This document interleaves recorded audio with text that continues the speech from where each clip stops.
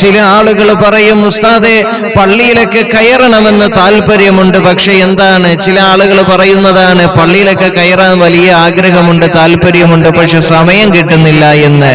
കുടുംബത്തിന്റെ പ്രാരാബ്ധം കൊണ്ട് കഷ്ടപ്പാടാണ്, അതാ പള്ളിയിലൊന്നും കയറാൻ സാധിക്കാത്തതെന്ന് പറയുന്ന ചില ചങ്ങായിമാരുണ്ട് ഇവിടെ. നാം മനസ്സിലാക്കണം. എങ്കിൽ ഞാനൊന്ന് ചോദിക്കട്ടെ, നിനക്ക് എപ്പോഴാ ഇനി ആഖിറത്തിന് വേണ്ടി നിനക്ക് സമയം കിട്ടുന്നത്? തൊണ്ടക്കുഴിയിൽ നിന്ന് റൂഹ് പോകുമ്പോഴാണോ?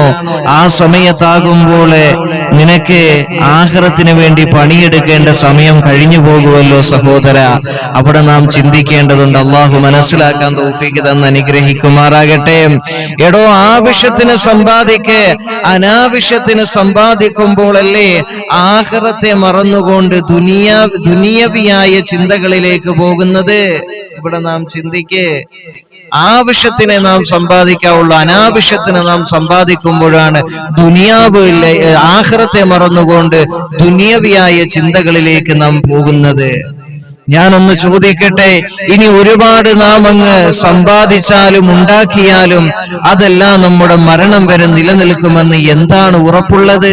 നാം ഒന്ന് ചിന്തിച്ചിട്ടുണ്ടോ? ചിന്തിക്കണം നമ്മളെ.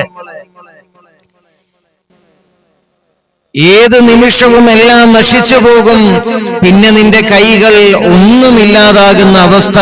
പിന്നെ നിനക്ക് വില തന്നിരുന്ന ആളുകൾ പോലും, നിന്റെ കുടുംബം, സമൂഹം എല്ലാവരും നിന്നെ കൈയൊഴിയുന്നു. ഇതാണ് പറയുന്നത്. ഇതാണ് ദുനിയാവ്. ദുനിയാവെന്ന് പറഞ്ഞാൽ ഇതാണ്. അള്ളാഹു മനസ്സിലാക്കാൻ തൗഫീഖ് തരട്ടെ. ഏത് നിമിഷവും എല്ലാം നമ്മൾ ഉണ്ടാക്കുന്നതെല്ലാം നശിച്ചു പോകും. അങ്ങനെ നശിച്ചു പോകുമ്പോൾ എന്താണ്, പിന്നീട് നിനക്ക് വാല്യ തന്നിരുന്ന ആളുകള് എല്ലാം, നിന്റെ കുടുംബം, സമൂഹം എല്ലാവരും നിന്നെ കൈയൊഴിയുന്നു. എന്നിട്ട് പറയും, എന്തേ? അത് അവന്റെ അത്യാഗ്രഹം കൊണ്ടാണ്, അവന്റെ സ്വഭാവം കൊണ്ടാണ് എന്ന്, അവൻ ഇതുപോലെയൊക്കെ സംഭവിച്ചതെന്ന് പറഞ്ഞുകൊണ്ട് എല്ലാവരും അവനെ കുറ്റപ്പെടുത്തും. ഇതാണ് ദുനിയാവ്. ഈ ദുനിയാവിന് വേണ്ടിയാണ് നാം പണിയെടുക്കുന്നത്. ചിന്തിക്കേ എന്റെ പ്രിയപ്പെട്ടവരെ. ഇനി നാം ചിന്തിക്കുക, ഈ കളിപ്പീരിന്റെ ദുനിയാവ് വേണോ, യഥാർത്ഥ ജീവിതമായ ആഖിറം വേണോ എന്ന് നാം ചിന്തിക്കുക. അള്ളാഹു മനസ്സിലാക്കാൻ തൗഫീഖ് തരട്ടെ. ഒരു ഹദീസ് കേട്ടോളിൻ പ്രിയപ്പെട്ടവരെ. ഒരു ഹദീസ് നാം മനസ്സിലാക്കണം സാന്ദർഭികമായി കേട്ടോളിൻ. ഖാല റസൂലുള്ളാഹി സ്വല്ലല്ലാഹു അലൈഹി വസല്ലം, അല്ലാഹുവിന്റെ പ്രവാചകൻ നബി മുഹമ്മദ് മുസ്തഫ സ്വല്ലല്ലാഹു അലൈഹി വസല്ലം തങ്ങൾ പറയുകയാ, വല്ലാഹി മദ്ദുനിയാ ഫിൽ ആഖിറതി ഇല്ലാ മിസ്ലു മാ യജഅലു അഹദുകും ഇസ്ബഹു ഹാദിഹി വശാറ യഹ്യാ ബിസ്സബാ. അല്ലാഹുവിന്റെ സത്യം, അല്ലാഹുവിന്റെ പ്രവാചകൻ അവിടുന്ന് പറയുകയാ, ആഖിറത്തെ അപേക്ഷിച്ച് ദുനിയാവുമായി നീ താരതമ്യം ചെയ്താൽ ഈ ദുനിയാവിലെ അവസ്ഥ എന്തെന്നറിയുമോ? അല്ലാഹുവിന്റെ പ്രവാചകൻ അവിടുന്ന് പറയുകയാ, നിങ്ങളുടെ സ്വന്തം വിരലുകളുണ്ടല്ലോ, അല്ലാഹുവിന്റെ റസൂൽ പറയുകയാ,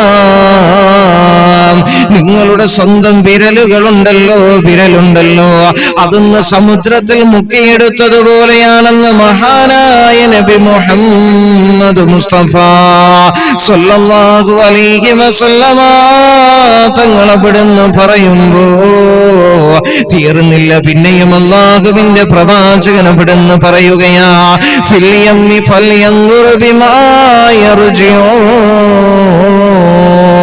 ആ സമുദ്രത്തിൽ നിന്നും മുക്കിയ വിരലുമായി അവൻ മടങ്ങുമ്പോ എന്തുമായി മടങ്ങിയെന്നവൻ നോക്കട്ടെ എന്ന് മഹാനായ നബി മുഹമ്മദ് മുസ്തഫ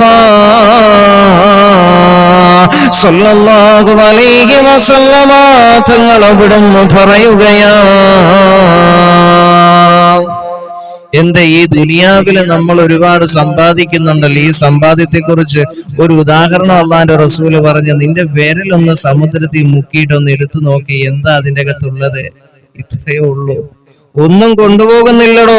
ദുനിയാവിൽ നിന്ന് നീ സമ്പാദിച്ചാൽ എല്ലാം ഒന്നും നിനക്ക് യഥാർത്ഥ സമ്പാദ്യമല്ല എന്ന് ആദ്യം നീ മനസ്സിലാക്കുക. അതാണ് അള്ളാഹുവിന്റെ പ്രവാചകൻ സല്ലല്ലാഹു അലൈഹി വസല്ലമ തങ്ങൾ ഇതിലൂടെ പഠിപ്പിച്ചു തരുന്നത്. ഒരു വിരലെടുത്ത് സമുദ്രത്തിലേക്ക് മുക്കിക്കഴിഞ്ഞാല് എന്തെങ്കിലും ആ വിരലിൽ പിന്നെ കുറച്ച് നനവുകൾ മാത്രമല്ലേ കാണത്തുള്ളൂ. ഇത്രയേ ഉള്ളൂ ദുനിയാവെന്ന് പറഞ്ഞാല്. അള്ളാഹു മനസ്സിലാക്കാൻ തൗഫീഖ് തരട്ടെ. അതായത് അവനൊന്നും കൊണ്ടുപോകുന്നില്ല. ഒരുപാട് വലിയ മണിമാളികകൾ കെട്ടിപ്പൊക്കി, വലിയ ആഡംബര വാഹനങ്ങൾ, എല്ലാ സൗകര്യങ്ങളും സുഖ സൗകര്യങ്ങളും അവൻ ഉണ്ടാക്കി. എന്നാൽ ഇതൊന്നും എന്താണ്, അവൻ ദുനിയാവിൽ നിന്ന് കൊണ്ടുപോകുന്നില്ല എന്നതാണ് സത്യം. അള്ളാഹു മനസ്സിലാക്കാൻ തൗഫീഖ് തരട്ടെ. അതുകൊണ്ട് അത്യാഗ്രഹം വെടിയുക, അത്യാഗ്രഹം നമ്മുടെ ജീവിതത്തിൽ നിന്ന് ഉപേക്ഷിക്കുക. പ്രിയപ്പെട്ടവരെ, ഒരുവൻ ജനിക്കുമ്പോൾ കൈ ചുരുട്ടി പിടിച്ചുകൊണ്ടാണ് വരുന്നത്. അവൻ ഈ ദുനിയാവ് മുഴുവനും കീഴടക്കുമെന്ന വാശിയിലൂടെയാണ് കടന്നു വരുന്നത്. എന്നാൽ അവൻ മരണപ്പെട്ടു കഴിഞ്ഞാലോ, ഒന്ന് ചിന്തിക്ക്, കൈ മലർന്നു കിടക്കുന്നു. ഒന്നും ഞാൻ കൊണ്ടുപോയില്ല, ഈ ദുനിയാവിൽ നിന്ന് ഞാൻ ചെയ്ത അമലുകൾ മാത്രം, നല്ല പ്രവർത്തനങ്ങൾ മാത്രം ഞാൻ കൊണ്ടുപോകുന്നുള്ളൂ എന്ന തെളിവുമായിട്ടാണ് അവൻ കൈ മലർത്തിക്കൊണ്ടു പോകുന്നത്. ഇതൊക്കെ നമ്മുടെ സൃഷ്ടിപ്പിന്റെ ദൃഷ്ടാന്തങ്ങളാണ്. അള്ളാഹു മനസ്സിലാക്കാൻ തൗഫീഖ് തന്ന് അനുഗ്രഹിക്കുമാറാകട്ടെ.